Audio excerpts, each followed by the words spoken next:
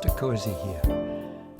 In this question we're given a graph, x-axis, and not a y-axis but a log to the base 4 y-axis. We're told that the variables x and y are connected by an equation of this form, y equals ab to the power x. We're asked to find the values of a and b.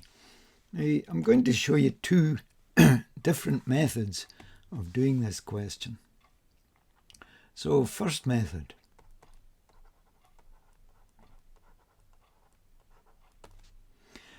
Now, looking at this graph, what normally happens if we have a graph like this with an x, it's normally a y-axis. We would have a line, we know where it crosses the y-axis, so we would have an equation y equals mx plus c, where m is the gradient and c is where it crosses the y-axis. In this case it's -1. However, we don't have y equals mx plus c because y has been replaced by log to the base 4 of y. So it would be log to the base 4 of y equals the gradient mx plus c. Now, do we know the gradient? Well, if we go 3 along, we've gone up 9. The gradient of that is 3.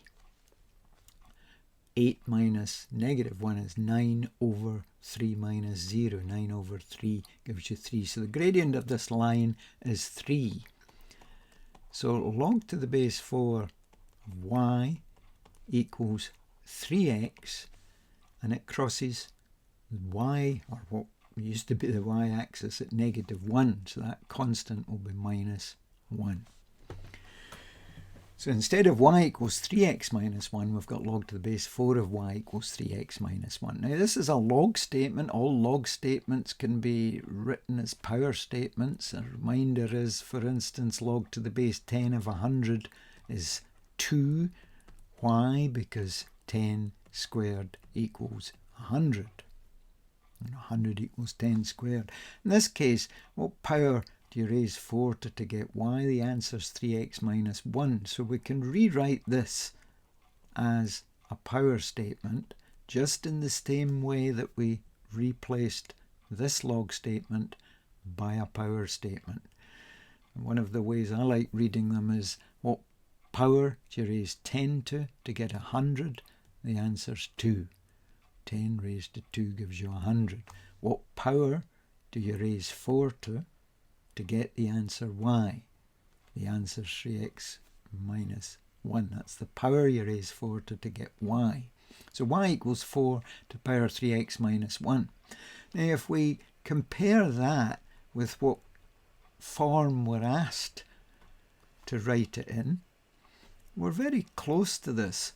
Let's remind ourselves that adding indices would give us 3x minus 1 if we split this up. 4 to the minus 1 times, now 4 to the power 3x, we're asked to get something to the power x. Well, 4 cubed raised to the power x. Remember, if you raise something to a power raised to another power, you multiply the indices. A to the power m to the power n is a to the power mn. It's one of the laws of indices. And we're nearly into this form. Y is equal to 4 to the -1 is a quarter. 4 cubed, that's 64. And I think we've done it.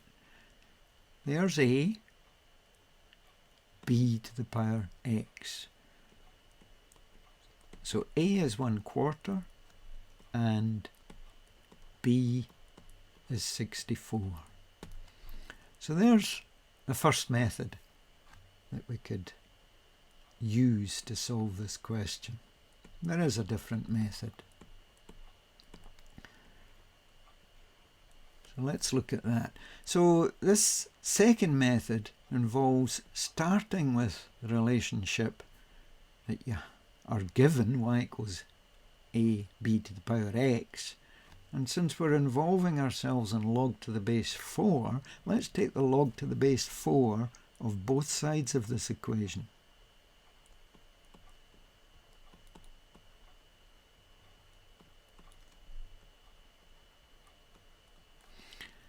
Now this right-hand side can be split up. When you multiply numbers, you add the logs.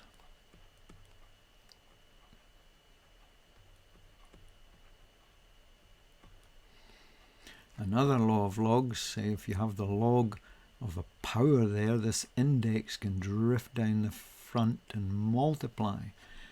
So let's do that. So log to the base 4 of y is equal to log to the base 4 of a plus, and then we're bringing that x down to the front.